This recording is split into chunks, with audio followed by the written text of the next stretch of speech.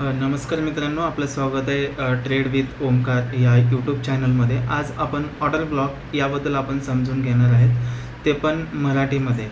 Order block कुठं form होतो आणि तो ऑर्डर ब्लॉक आपण कसं ओळखायचा ज्यावेळेस ट्रेडिंगचा चार्ट चालू असतो त्यावेळेस. आणि ऑर्डर ब्लॉक हा एक स्मार्ट मनीमधला एक महत्त्वाचा भाग आहे. या व्हिडिओमध्ये आपण ऑर्डर ब्लॉक म्हणजे काय, तो कसा ओळखायचा, बाय ऑर्डर ब्लॉक आणि सेल ऑर्डर ब्लॉकमधील फरक आणि ट्रेडमध्ये त्याचा उपयोग कसा करायचा हे आपण सगळं सोप्या भाषेत म्हणजे मराठीमध्ये आपण समजून घेणार आहे. तर त्याआधी चला आपण जाणून घेऊया ऑर्डर ब्लॉक म्हणजे काय, आणि त्याच्यामध्ये पण आपण बाय ऑर्डर ब्लॉक आणि सेल ऑर्डर ब्लॉक ह्या दोन टाईपच्या ऑर्डर ब्लॉकबद्दल आपण माहिती घेणार आहात. आणि याच्यामध्ये एंट्री, आपला स्टॉप लॉस आणि आपलं टार्गेट कुठे असेल याच्याबद्दल पण आपण समजून घेणार आहेत. आणि काही जे बिगनर स्टुडंट्स आहेत किंवा प्रोफेशनल ट्रेडर्स आहेत, तर त्यांच्याबद्दल पण याच्यामध्ये खूप काही आपल्याला माहिती बघायला भेटेल. तर फर्स्टली आपण बाय ऑर्डर ब्लॉक आपण समजून घेणार आहेत की बाय ऑर्डर ब्लॉक तयार कसा होतो याच्याबद्दल आपण पहिलं माहिती घेणार आहेत. आणि तर मित्रांनो, तुम्ही बघू शकता की जी लास्टची जी रेड कलरची जी डाऊन साईडची जी रेड कॅन्डल्स आहे त्याच्यानंतर एक ग्रीन कॅन्डल क्रिएट झालेली आहे, ठीक आहे. आणि तिथूनच मार्केटमध्ये एक चांगला मुवमेंट आलेला आहे. मग जी स्ट्रॉंग डाऊन कॅन्डल्स आहे ती आहे आपली ऑर्डर ब्लॉक, ठीक आहे. ती आहे आपली ऑर्डर ब्लॉक.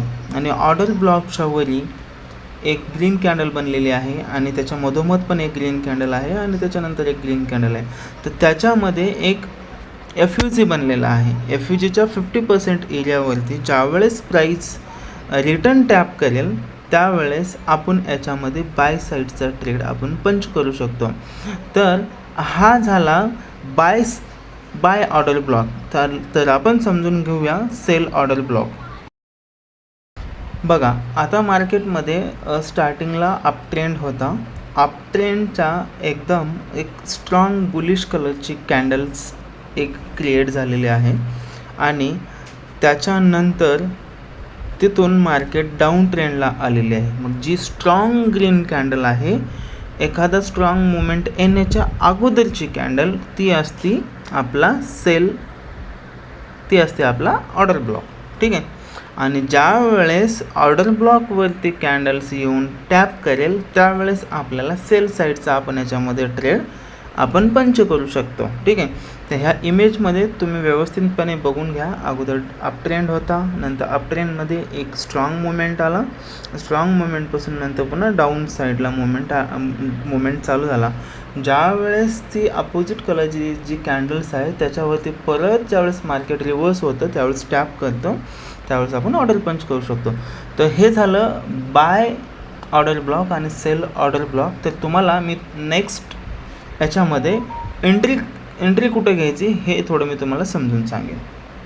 आता ही जी इमेज दिसत असेल तर ह्या इमेजमध्ये क्लिअरपणे जो आपला सेटअप आहे त्याच्याबद्दल आपण याच्यामध्ये माहिती सांगितलेली आहे. एंट्री तुम्हाला कुठे घ्यायची, ऑर्डर ब्लॉक तुम्हाला समजला ऑर्डर ब्लॉक काय असतो. नंतर तुम्हाला FUG समजली, FUG पण याच्यामध्ये आहे. बाय ऑर्डर ब्लॉक जो आहे तो त्याच्यावरती ज्यावेळेस परत मार्केट टॅप होईल त्यावेळेसच आपल्याला एंट्री घ्यायची आहे. म्हणजे एखाद्या मुवमेंटच्या सपोज एखादा एक बाय साईडला मुवमेंट स्टार्ट झाला आहे, तो मुवमेंट कुठून स्टार्ट झाला आहे, तिची जी पहिली कॅन्डल्स आहे तर ती तुमची एक ऑर्डर ब्लॉक म्हणून काम करेल, ठीक आहे. ग्रीन आता मार्केट वरती जाते तर अपोजिट कलरची कॅन्डल म्हणजे कुठली, रेड कलरची कॅन्डल, ही तुमची ऑर्डर ब्लॉक होईल. मग तसंच ज्यावेळेस सेल ऑर्डर ब्लॉक असेल त्यावेळेस अपोजिट कलरची कॅन्डल कुठली असेल, मुवमेंट येण्याच्या अगोदर, ती असेल तुमची ग्रीन कलरची, ती झाली आपली ऑर्डर, बरोबर, ऑर्डर ब्लॉक. जसंही परत मार्केट त्या ऑर्डर ब्लॉकवरती येऊन टॅप करेल त्यावेळेस आपल्याला एंट्री इनिशिएट करायचे. तिथून ॲज पर रिस्क रिवॉर्ड आपलं 1:1 या 1:2चं आपल्याला टार्गेट घ्यायचं आहे, ठीक आहे. जर हा व्हिडिओ आवडला असेल तर लाईक करा, सबस्क्राईब करा. भेटूया आपण नेक्स्ट व्हिडिओमध्ये. थँक्यू.